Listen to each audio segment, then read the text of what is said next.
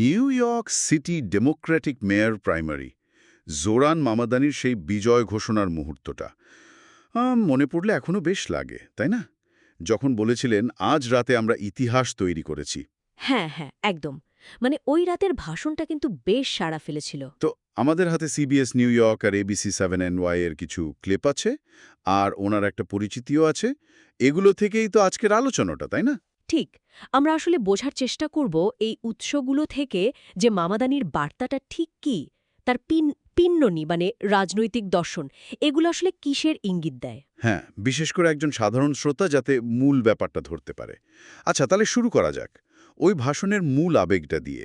তিনি কাদের কথা বলছিলেন, কাদের ধন্যবাদ দিচ্ছিলেন? হুম, উনি খুব পরিষ্কার করে দিয়েছিলেন যে এই জয়টা একা কারো না। মানে বিশেষভাবে বলছিলেন বাংলাদেশি আন্টি, গাম্বিয়ান আঙ্কেল। হ্যাঁ, হ্যাঁ, আর ওই যে প্রথমবার ভোট দেওয়া 18 বছর বয়সীদের কথা। একদম।